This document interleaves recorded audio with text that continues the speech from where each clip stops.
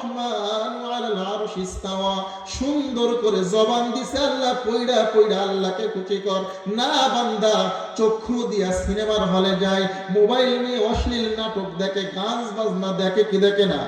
রাত্রবেলায় আমাদের সমাজের যুবক মোবাইলে এমন নষ্ট করা করছে, রাত্রেবেলা নেটে ঢুইকা কোথায় কোন দিক দিয়া ফজরের আজান দিয়ে দিছে, যুবকের খোঁজ নাই, ঠিক কিনা?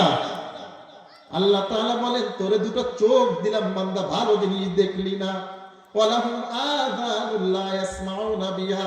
আযানুন মানে কি? উযুনুন মানে কান, আযানুন মানে দুইটা কান, এই দুই কান।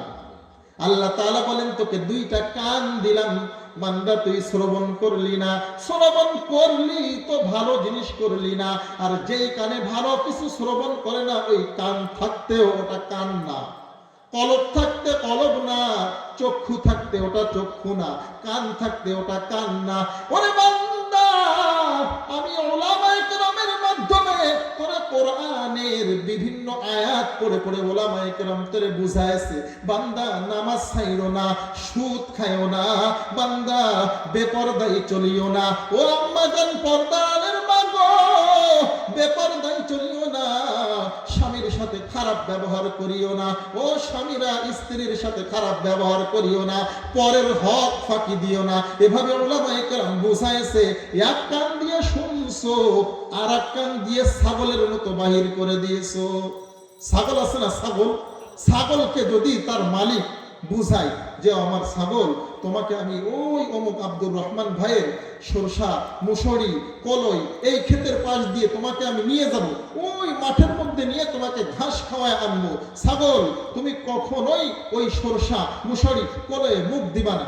এইভাবে ওয়াজ করে করে করে করে বাড়ির থেকে ছাগলকে বের করছে। বের করে যেই ওই কলর পাশ দিয়ে নিয়ে যায়, ওই ক্ষেতের পাশ দিয়ে নিয়ে যায়, ছাগল খায় কি খায় না? খায়।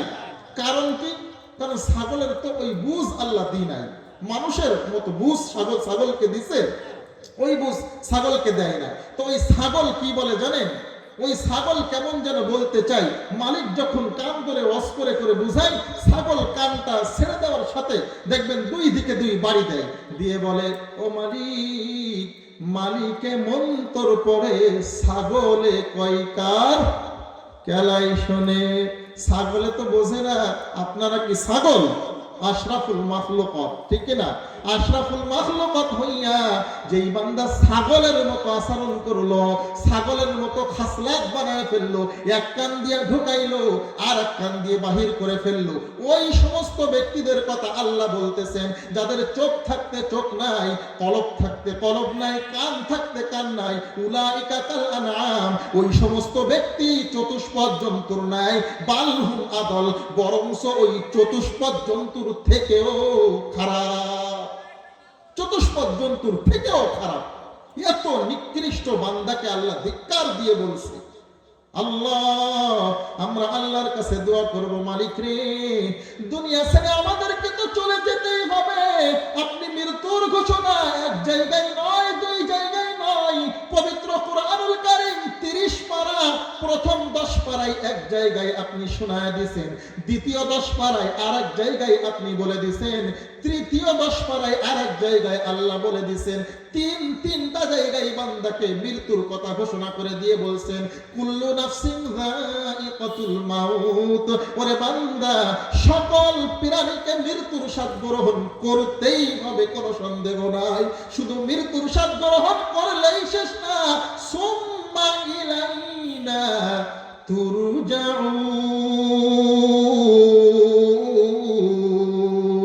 আল্লাহু আকবার।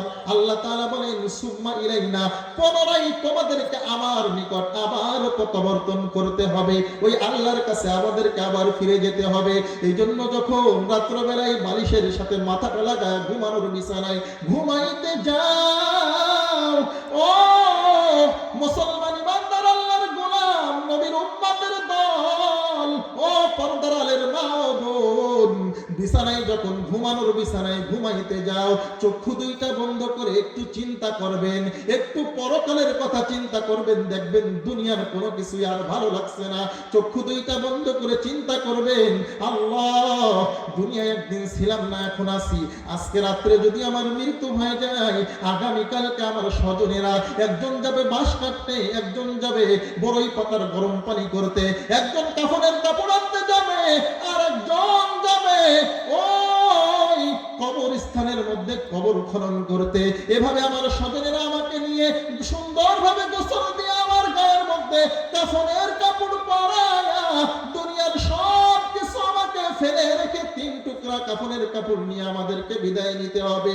দুনিয়ার টাকা পয়সা, ধন দৌলত, গাড়ি বাড়ি, অট্টালিকা, বিল্ডিং, প্রাসাদ, দুনিয়ার মা বাবা, ছেলে মেয়ে, বিবি, বাল বাচ্চা সব ফেলে রেখে আমাদেরকে ওই কবরের মধ্যে চলে যেতে হবে। ওই কবরের মধ্যে আমাদেরকে যখন রাখবে, ওই কবরে রাখার পর আমাদের কি উপায় হবে? আল্লাহর হাবিব হাদিসের মধ্যে বলছেন, ওই কবরের মধ্যে কি হবে বান্দা শুনে রাখ, আল কবরু রাউযাতুম মির রিয়াজিল জান্নাহ আও হুফরাতুম মিন হুফারিন নার। ওই কবরটা হয়ে যাবে কারোর জন্য জান্নাতের বিশাল বড় ময়দান, আবার কারোর জন্য ওই কবরটা হয়ে যাবে জাহান্নামের আগুনের গর্ত। ওই কবরে যদি ভালো থাকতে হয়, আমি খুতবার মধ্যে একটা হাদিস পাঠ করেছিলাম, ইযা উদিআল মাইয়িতু ফি কবরিহি। 2 মিনিটে ছেড়ে দেব, আমাদের বক্তা চলে এসেছে, দ্বিতীয় বক্তা।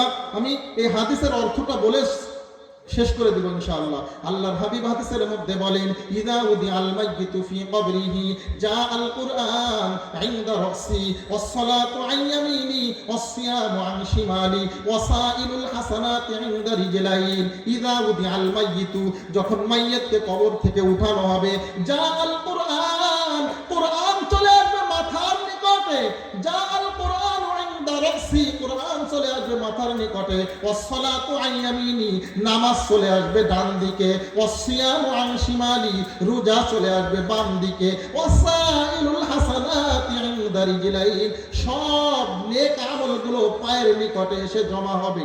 এখন কোরআন যদি মাথার গোড়ায় আনতে হয়, কোরআন যদি আমাদেরকে মাথার কাছে আনতে হয়, নামাজকে যদি ডান দিকে আনতে হয়, আর বাম দিকে যদি রোজা আনতে হয়, সব নেক আমলগুলো যদি পায়ের কাছে এসে জমা হয়ে আমাদেরকে ঢাল স্বরূপ এগুলো দাঁড়ায় যায়, তো এই কাজ কোরআন মোতাবেক আমাদেরকে চলা লাগবে কি লাগবে না? কোরআন সুন্নাহ মোতাবেক যদি চলি, তাহলে আমার কোরআন মাথার নিকট আসবে, নামাজ ডান দিকে, রোজা বাম দিকে, আর সব নেক আমলগুলো পায়ের নিকটে এসে জমা হবে। ও ভাই, রাজবাড়ী এলাকার মানুষ, এজন্য আপনাদেরকে বলবো, জিন্দেগিতে যে কয়টা দিন আল্লাহ দুনিয়ায় বাঁচিয়ে রাখে, কোরআন সুন্নাহ মোতাবেক, আল্লাহর হুকুম, নবীর সুন্নাহ মোতাবেক দুনিয়ার জিন্দেগিটা কাটিয়ে আল্লাহর মাহবুব বান্দা হয়ে দুনিয়া থেকে বিদায় নিতে পারবো না ইনশাআল্লাহ? আজকের থেকে পাক্কা ওয়াদা করি, যতই কষ্ট হোক না কেন, আর জীবনে কোনোদিন আল্লাহর সবথেকে বড় হুকুম 5 ওয়াক্ত নামাজ ছাড়বো না, আল্লাহকে কষ্ট দিব না, দাড়ির মধ্যে ব্লেড লাগায় নবীকে কষ্ট দিব না। এই ওয়াদার উপর কে কে রাজি আছেন? 2টা হাত উঁচু করে আল্লাহকে দেখায় দেন। আল্লাহ, রাজবাড়ী এলাকার মানুষ আপনার কাছে হাত উঁচু করেছে, আল্লাহ এই হাতগুলো কবুল করে নিয়ে আপনার হুকুম, নবীর সুন্নাহ মোতাবেক দুনিয়ার জিন্দেগিটা কাটিয়ে জান্নাতি মেহমান হয়ে সকলকে দুনিয়া থেকে বিদায় নেওয়ার তৌফিক দান করিয়েন আল্লাহ। মৃত্যুর সময় কালেমা নসিবওয়ালা মৃত্যু দিয়েন আল্লাহ। মৃত্যুটা জুমার দিন না হয় পবিত্র রমজান মাসে দিয়েন আল্লাহ। কিয়ামতের ময়দানে বিনা হিসাবে জান্নাত নসিব করিয়েন। সকলে বলে আমিন।